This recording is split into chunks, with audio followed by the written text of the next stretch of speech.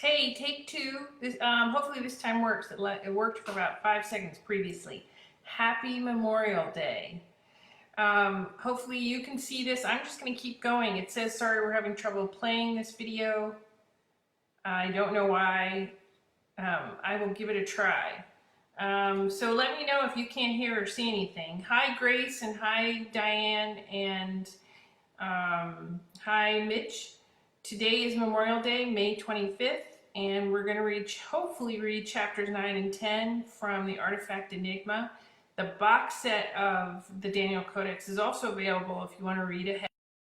This Friday will be Zoom lunch with Craig Martell as the special guest, and you can sign up to possibly win a pizza. 5 lucky guests, fans, US only, can get a pizza delivered to their door.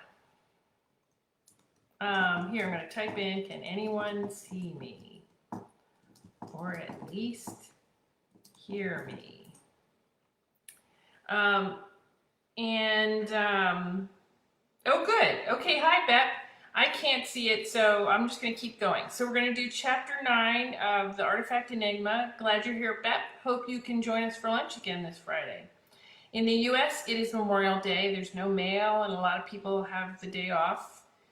And I am busy writing. So chapter 9, we'll get started, of the artifact Enigma. And hopefully Grace has caught on and has a watch party going. Otherwise, it's just you and me, Beb. Chapter 9. Daniel stifled a yawn as he opened the door. The gun still wrapped in a blanket he'd gotten from Nessie for occasions like this. It'd been a hectic trip to Germany, so much so that he'd slept in and decided to take a subsonic flight back to get even more relaxation, even though he'd had his car shipped back via supersonic transport. The company was picking up the bill, and it didn't hurt to make sure the Jaguar hit the US before he did. Ronnie had informed him that the CIA was happy enough with the job. They'd gotten their OSS agent back without any casualties that needed to be explained away. A few reports mentioned a break-in to the museum level of the palace, but the German authorities discussed the bravery of the guards who'd successfully stopped the intruders from taking anything. Did they even know there was a skeleton in there, or is that news only for public consumption, thought Daniel. The agent took a few steps inside and frowned. John Rayner was a man trapped out of his time, someone the CIA thought worth recovering. Daniel believed in the agency, but he also knew they weren't sentimental. They hadn't spent millions of dollars on gadgets and sent in a highly trained agent to save a dead man if he wouldn't prove very useful in some way. He was investigating Nazi magic technology, thought Daniel, but how important could something from 100 years ago even be, especially now that magic's back? Or is it something about his body itself? The guy was just bones and he came back, but it didn't seem like he knew what the hell was going on, so I doubt he knew about what happened. Daniel sighed and shook his head. It didn't matter. A man didn't work for the company without learning to accept that he'd never have the big picture, no matter how frustrating it was. To the agency, compartmentalization of information was a key aspect of protecting the country in case of leaks and counterintelligence. If saving John Rayner helped the CIA, that was enough. Helping the CIA meant helping the nation. He glanced down at the blanket-wrapped artifact. Worrying about John Rayner seemed pointless in a different way. Whatever the CIA might be keeping from him paled in comparison to the dangerous tool in his hand. He had no doubts that his clumsy, panicked use of the artifact didn't even begin to reveal all its capabilities. For all he knew, the thing could rework an entire building. And some guy found this lying in a bunch of rubble, thought Daniel. I've run into a lot of dangerous artifacts in my job, and I still wonder how long it'll be until someone accidentally digs up a magical nuke and an entire city goes missing. It's hard enough to worry about the actual threats from Orosarin, but random dangerous artifacts make everything almost impossible. Daniel took a few steps in the dimly lit shop toward the back room. He needed to get the damn thing into the basement vault where it couldn't hurt anyone. Otherwise, Tommy could stumble on the thing and pick it up, not realizing it was still dangerous even without a trigger. Artifacts could be merged into something entirely different and dangerous. The CIA agent grimaced at the thought and continued through the shop. The bulky weapon brushed against a knick-knack and a candlestick fell to the ground with a clatter. He clenched his jaw and waited to see if half his shop were turned into some whacked-out Dali painting. The clicks of several old clocks were the only sounds in the shop for a good 10 seconds. Damn, need to be more careful. Daniel continued toward the back room's door, then to the door and stairs leading into the basement. At the bottom of the steps, he set the artifact on a table. He stared at it for a long moment before shaking his head. Need to go wake Pops up. The door at the top of the basement stairs creaked open, and the sudden illumination blinded him as someone turned on the lights. A few seconds later, his eyes adjusted. His grandfather made his way down the stairs in his pajamas with a slight frown on his face. Peter stopped at the base of the stairs and scowled. You could have told me you were coming back home so soon. I thought some punk had broken in. Considering his grandfather wasn't holding a weapon or artifact, it was unclear how he might have dealt with said punk, but the old man was tougher than he looked. Even then, that wasn't a discussion they needed to pursue immediately. Daniel pointed to the gun. I don't want to talk about anything else until we discuss this little side job, Pops. The old man's face tightened and he swallowed. You managed to get it after all. How much did you have to pay? Have to spend a lot? The agent laughed. Free. I think the guy would have even paid me to take it away. Huh? Really? Daniel's smile vanished. He shook his head. No? Peter sighed and looked away, saying nothing. Did you know? He snapped. Tell me the truth. You mentioned an unusual weapon, but this thing's a lot more than an unusual weapon. Yeah, I knew it was dangerous. His grandfather looked up with a sheepish expression. I also knew if you went to grab it, there wouldn't be any trouble even if something went wrong. He shrugged. But I didn't think there would be any trouble. Daniel sighed and scrubbed a hand over his face. Look, Pops, I don't care if you want to send me after some dangerous artifacts. It's not like I don't have the experience. I'm even used to not having the big picture when it comes to my day job. He pointed at his grandfather. But I don't expect family to hold back, especially you. Peter sighed and nodded. You're right. I should have been up front and told you everything. It's the first time I've really had you grab something that dangerous. I don't get it. Why didn't you tell me? You're my grandson, and I know we've got a good relationship, but you're also a CIA agent. I thought if you knew how dangerous it was, you might take it to the company instead of bringing it here. Daniel took a deep breath and let it out slowly. No reason to make more of a scene. Maybe you could have tried trusting me, Pops. I know, and you're right. I helped raise you after all. I know the kind of man you are. Determination broke out over Peter's face as he pointed at the gun. But I couldn't help it. There are a few things the world should never know about, or at least not know about for as long as humanly possible. Some things tempt people too much, especially governments. He nodded toward the gun. And that thing is one of them. Given the way you're acting, I guess you saw what it does up close and personal? Daniel nodded slowly. Yeah, I saw what it could do to a lot of objects, including a person. That's not the kind of thing I'll forget anytime soon. And I've seen a lot of horrible things done to bodies in my time with the CIA. Peter winced. Damn, I'm sorry, Daniel. The agent crossed his arms. We've established that you know a lot more than you've let on. This thing is an extremely powerful artifact that somehow escaped the notice of the CIA, so you'll have to spill everything you know. He took a deep breath. First off, what the hell is up with this thing? The power is incredible. Even powerful magicals can't do what they're thinking. There are a lot more rules and restrictions to normal magic. Is it Ur Sarin? His grandfather shook his head. Not completely sure. Doubtful. Doubtful? What does that mean? You're saying a wizard or a witch here made it, or some sort of earth native magical? Peter exhaled a long sigh. I don't know yet. The main thing I know for sure is that it's not Ur Sarin. The other thing I know, and if you've seen it in action, you know too, is that we better get the damn thing locked up and worry about figuring out where it came from later. That thing is dangerous. Hell, it's almost quaint to call it dangerous. But it's late, and this shouldn't be 1 second longer than it needs to be. Daniel frowned. I want to know everything about it. The old man shrugged. I told you what I know. There's not much else I can say other than it's an awful thing that needs to be locked up in case someone's tempted to use it. Let's get it into the vault and pretend it doesn't exist. The agent blew out a breath and gave him a slight nod. He could imagine what the CIA would do if they had something like this gun. Some temptations would prove too strong, even for the good guys, let alone the ones who operated in the gray areas. Can't say I disagree with you, Pops. Doesn't mean I'm not pissed about the stunt you pulled, but let's get this thing packed away. He moved over to the back wall and put his hand on a spot near the corner. A low hum sounded and the wall slid down, revealing a sealed metal door with a keypad and DNA scanner. Daniel tapped in a long code, then pressed his thumb on the scanner, waiting for the telltale burn. The loud thump of several bolts releasing sounded from behind the door. He grabbed the massive wheel on the front and turned it until the door popped open with a hiss. The interior of a huge darkened chamber extended 20 yards on both sides. Densely packed shelves, crates, and boxes lay inside, the treasures from both his life and that of his parents and grandparents. It's not like I've cataloged everything in here. How many other dark magical WMDs might be sitting in here that Pop hasn't told me about, thought Daniel. Daniel picked up the gun with a blanket before he stepped inside and set the artifact on a shelf near the back of the vault. He stepped out of the area and headed toward the stairs. He looked over his shoulder as he hit the bottom of the stairs. Next time, don't hold out on me. Peter nodded slowly, a grim expression on his face. I won't. An hour later, the vault door swung open and Peter stepped inside. He yanked out a notched rod embedded in the bottom of the barrel. Several etched glyphs stretched around the rod.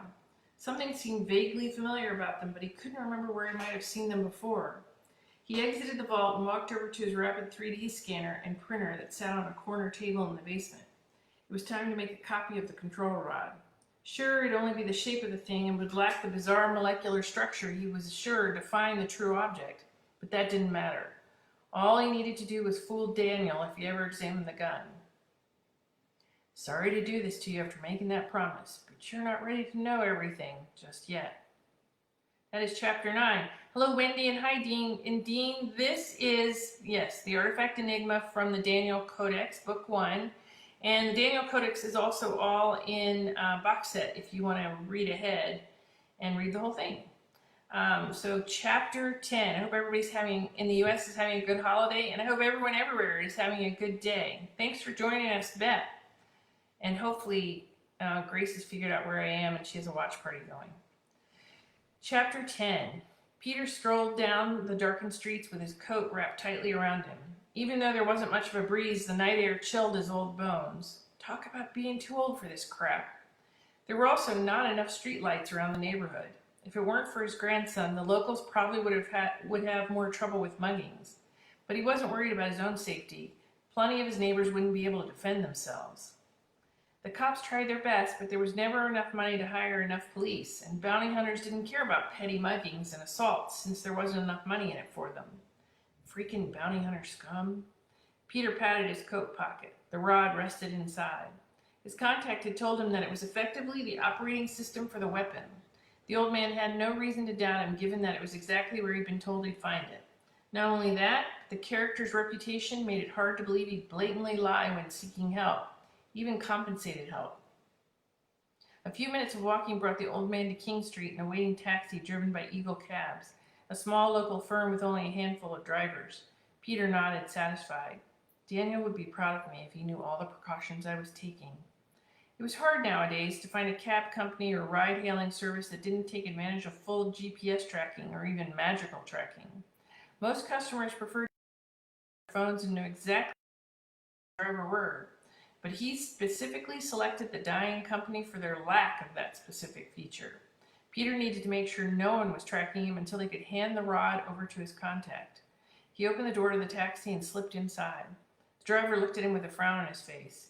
You still going to the address in Georgetown you called in? The old man nodded. Yeah, and there's a better tip in it for you if you can get me there fast. The cabbie grunted and turned. He pulled the cab away from the curb and didn't seem interested in chit-chat. That suited his passenger just fine. I have the operating system to a terrible and dangerous weapon, and I'm driving it around in a random cab. Anyone with a halfway decent gun or spell could take me out. Peter managed not to snort at the absurdity of it all. He didn't want the driver to ask questions. His only desire was to get rid of the damn rod. The quiet minutes passed, with only the hum of the engine breaking the monotony. They hit the Key Bridge into Georgetown. The bright pinpoints of illumination from the dense buildings surrounding the bridge on both sides of the river never let him forget, even late at night, that he was in a major metropolitan area. The lights from the bridge and buildings reflected off the water and shimmered with the flow. The whole scene was beautiful and relaxing in its own way that the trip was almost worth it for the view. I don't know if I need to get out more or if I should appreciate it after all these years. Peter thought that over for the remainder of the trip. The cab pulled up in front of a small, all-night diner with a brick facade, Harry's. He fished out some good old-fashioned cash and handed it to his laconic driver. And that's Leela. One more thing that would make it hard to... They're picking up the trash, and Leela wants me to know. There goes the trash truck. Okay. Keep the change. Thanks for getting me here so quickly. The man counted the cash and grunted with satisfaction in response. Peter stepped out of the car. He stood in front of the building for a minute, half expecting an assassin to hop out from the shadows and shoot him for the valuable item he carried. With a weary sigh, he entered the building and headed toward a back booth. A silver-haired elf with more than a few wrinkles sat in the back wearing a dark silk suit. While elegant clothing choices, the fact that he looked visibly old, even for an elf, suggested he was more ancient than many countries on Earth. After all these years, possibilities like that were still hard for Peter to wrap his mind around. The elf waited with his hands folded in front of him and his gaze locked on the new arrival. Peter slipped into a seat across from the other man. "Good evening, fixer." His companion's mouth quirked into a smile. "I told you before, I'm not the fixer anymore. My time is come and gone. I'm simply Turner Underwood now. No real responsibilities to magical beings and no real resources either." "You say that, but you're still here, aren't you?" Turner shrugged. "Yes. Simply because I don't have to do something doesn't mean I'm not willing to do it. I have a lot of free time on my hands these days. Might as well fit it with a few projects." Peter reached into his jacket and pulled out the control rod. He held it in his palm. His companion reached over and picked it up. The elf examined it slowly from several angles and nodded. "You managed to get it. I'll be honest, I wasn't so sure you'd be able to." "My grandson is the one who grabbed it, technically," Peter shrugged. "The only reason I don't understand is why he even had to bother." Turner frowned. "Why? I thought you sent him on the mission. We discussed this when we made our agreement in this matter." He shook his head. "That's not what I'm getting at. I don't understand why you didn't merely get it yourself." He frowned. "I didn't see the gun in action, but judging by the way Daniel reacted, it's just as dangerous and deadly as you said. So why waste time hiring a human? Even if you're not the fixer anymore, you're still a centuries-old light elf with powerful magic." "Human curiosity never ceases to amaze me," Turner chuckled. "That powerful magic is the problem, you see?" "What do you mean?" The elf waved a hand. "Magical beings have tried to go after that artifact before. The last person who tried, a gnome if you care to know, set the thing off by touch when he went after it in Russia. It was the last thing he ever did. If it were only him, that would be a mere tragedy. But he proved that the weapon could be a disaster if it were inappropriately used near a major population center." He shook his head.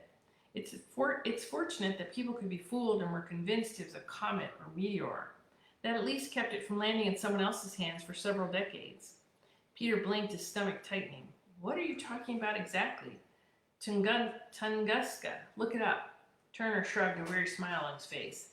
"I do wonder how the gun got all the way from Russia to Germany without any hint of its use. But sometimes mysteries are better left unsolved. The point is that a human with no magical ability was needed. It was the safest option in a decidedly unsafe situation." He held the control rod up. "And without this, the gun's useless, which is all I, and anyone who values limiting unnecessary death, cares about." The old man frowned. "You sure? Not saying we don't intend to keep that thing locked away in the vault, but who knows? It'd be harder to sneak the gun out without alerting Daniel, but I could come up with something. I'd try to melt the thing down, but I'm afraid of what might happen." "A good first instinct," Turner nodded, "and unnecessary in this case anyway. The materials and knowledge necessary to create this control rod are, to the best of my knowledge, not available to humans. Let's set that aside. You've done your part and helped make both Earth and Orsarin safer places, so it's my turn to give." Peter nodded. "It'd be nice, assuming you weren't pulling my chain." Not that there was much he could do if Turner was. He'd agreed to the trade because of the former fixer's reputation, but a small part of him wondered if he'd been used. The elf snorted. "No, I'm more than prepared." Excuse me. "I'm more than prepared to offer you what I promised. I should state up front that I know more than you, but not everything.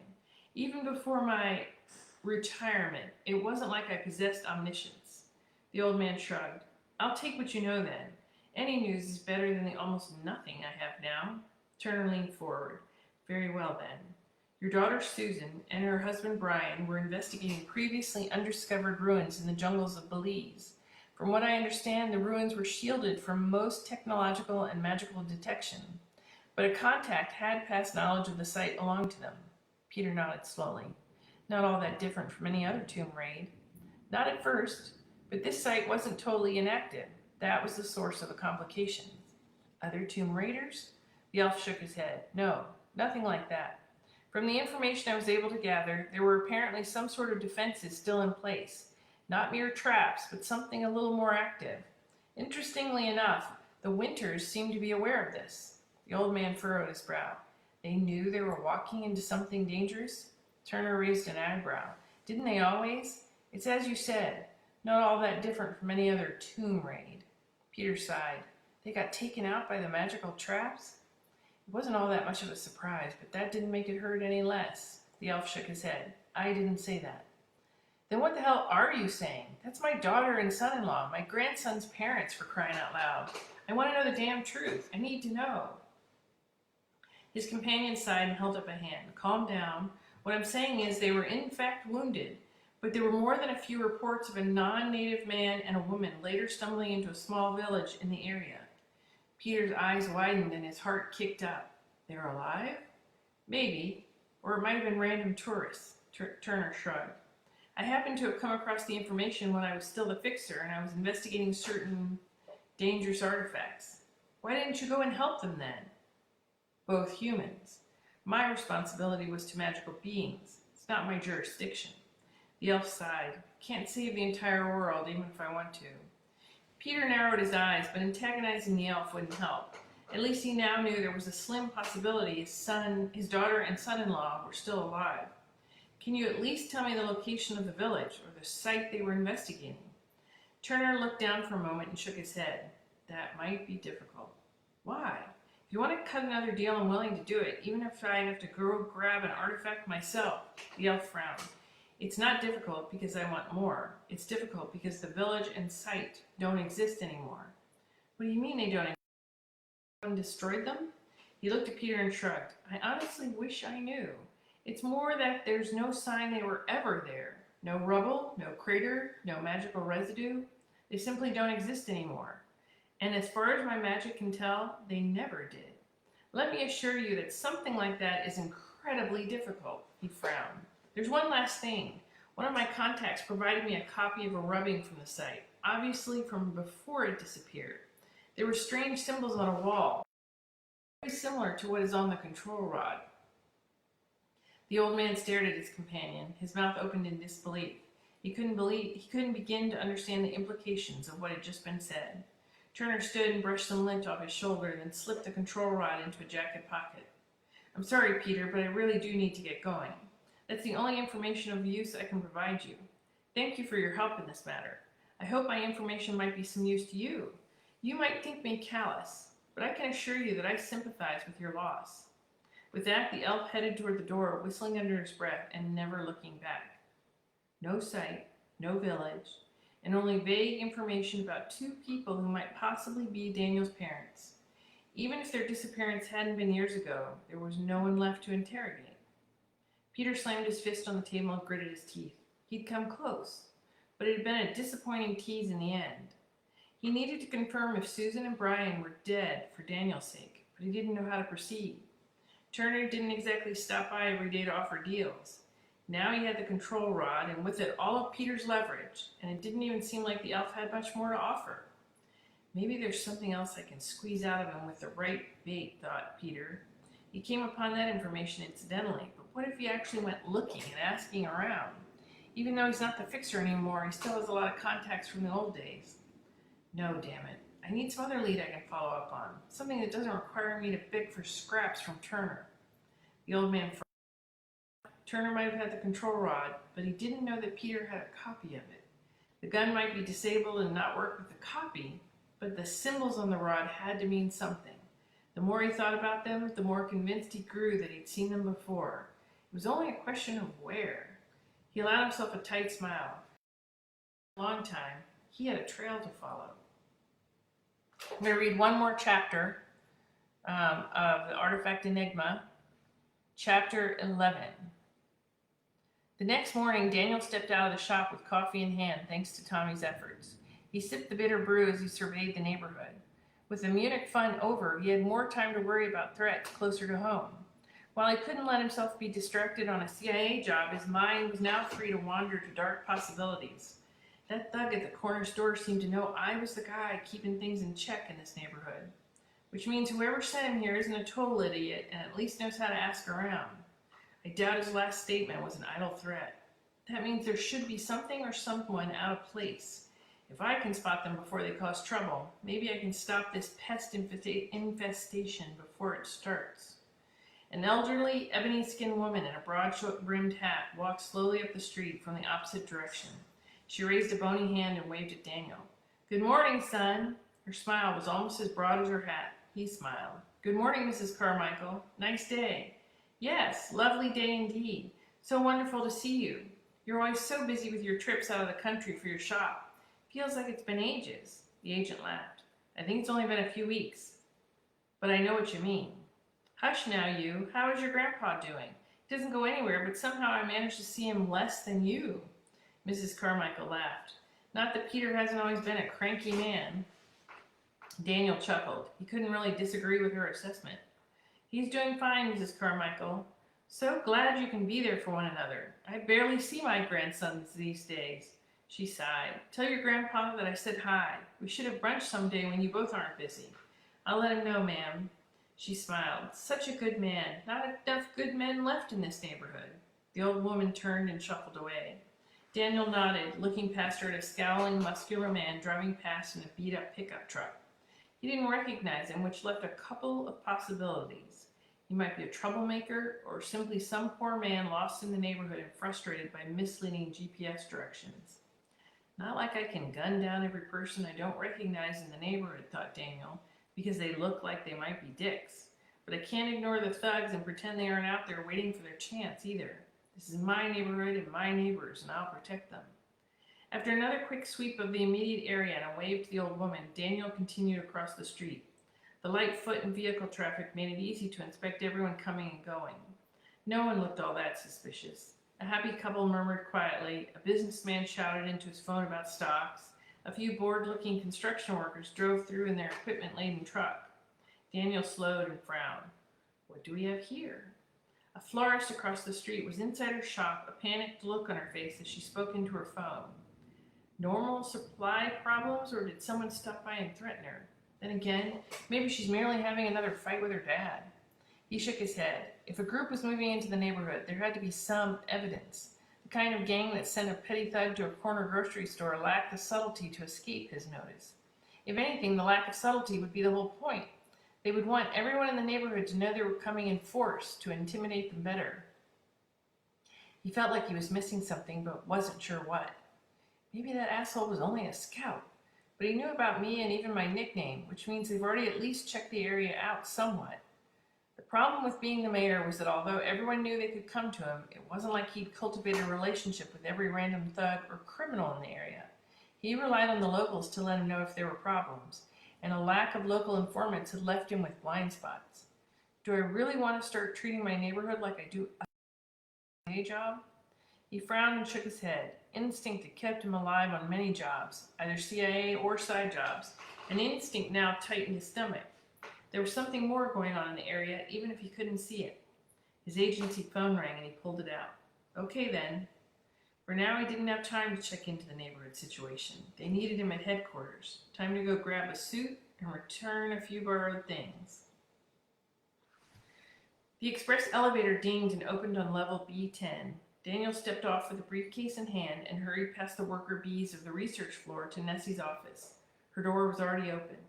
The director sat behind her desk with her lips pursed and her brow furrowed in concentration as she manipulated a floating holographic display of a schematic with her hands. That's new, Daniel commented, and it's way cooler than my AR glasses. Nessie pointed to a small silver projector sitting on her desk. It's still not sensitive enough to compete with general typing and mouse movement muscle memory. The problem with so many of our researchers is they focus too much on the general idea and not enough on the practical consideration.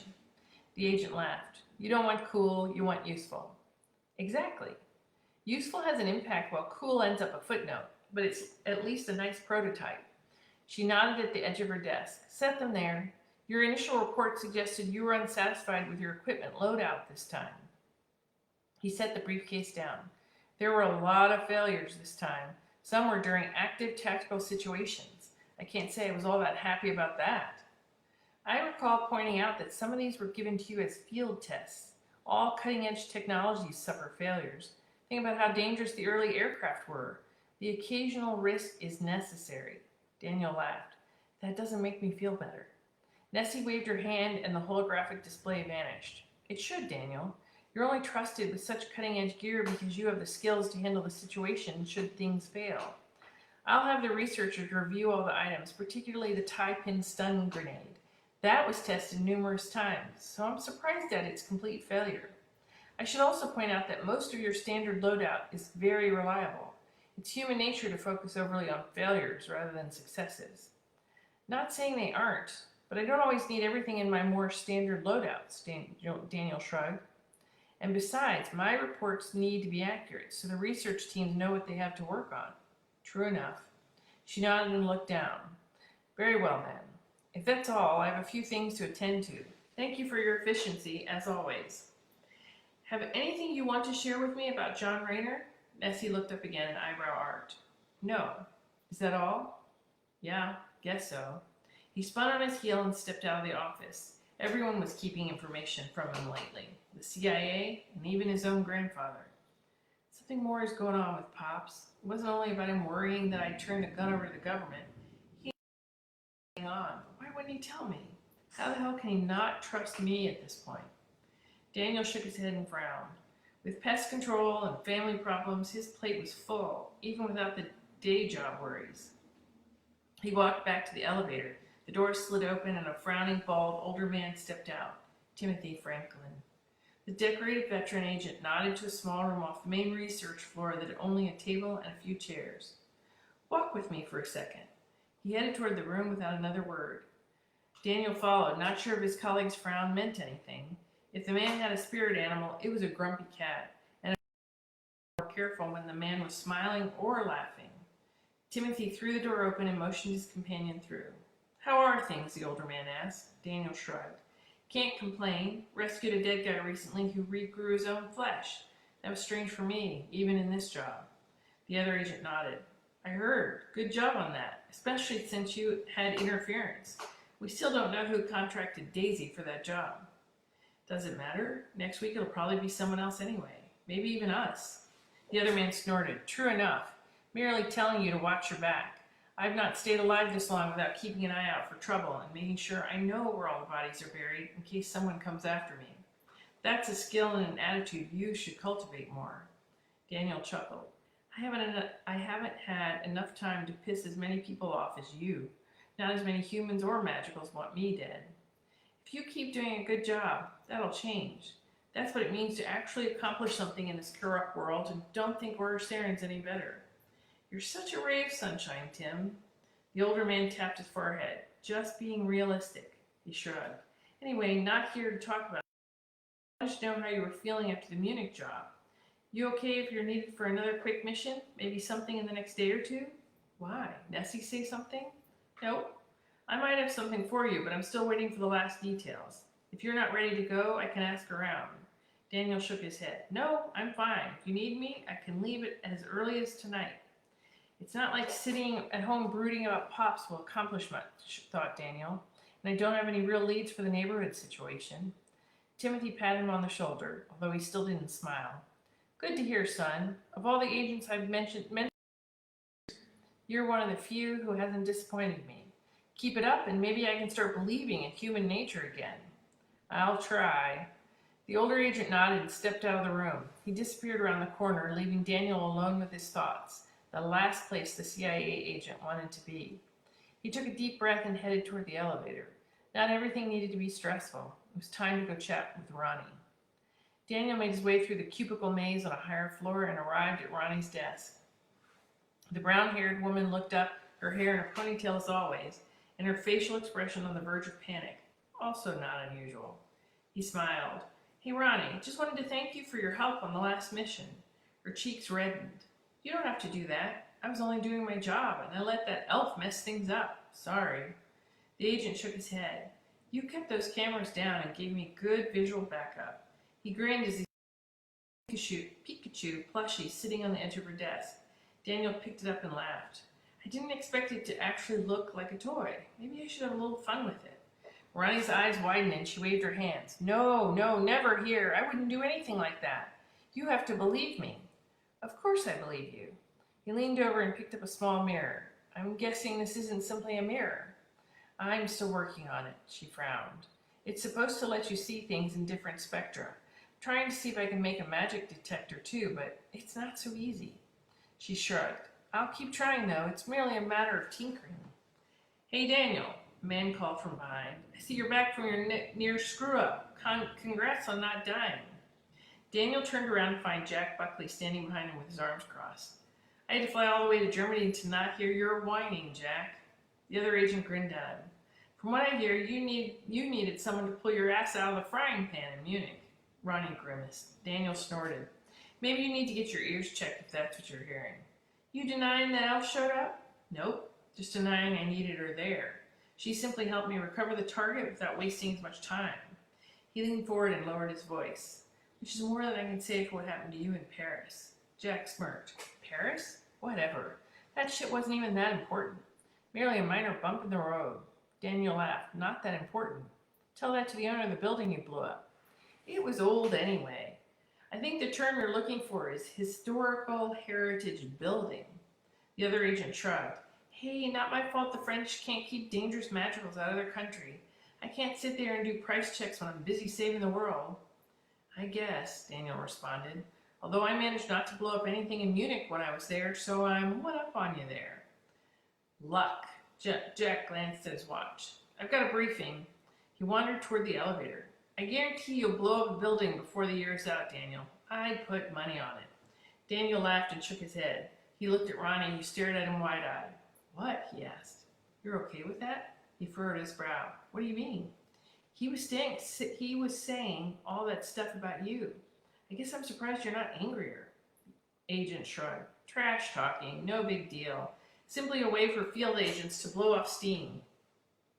Jack would have my back without question in a field mission. Ronnie sighed. I really don't get the attitude. It's weird to go up and purposely insult someone. Nothing but a little bro bonding, just poking fun. Daniel chuckled and looked down at his watch. I better get going. But I want to do something special for you because of your help on the last mission. Special? She squeaked. Daniel grinned. Yeah. How about I owe you lunch? She nodded quickly. Lunch is good. I eat every day. He laughed. I'm glad to hear that. Okay, Ronnie, talk to you later. He headed toward the elevator, his earlier worries about his grandfather in the neighborhood now a mere whisper in the back of his mind. Time for a relaxing night. Okay, that was 9, 10, and 11.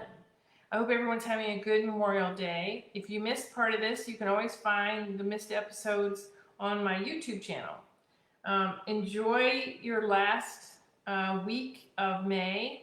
Believe it or not, we're almost halfway through the year of 2020.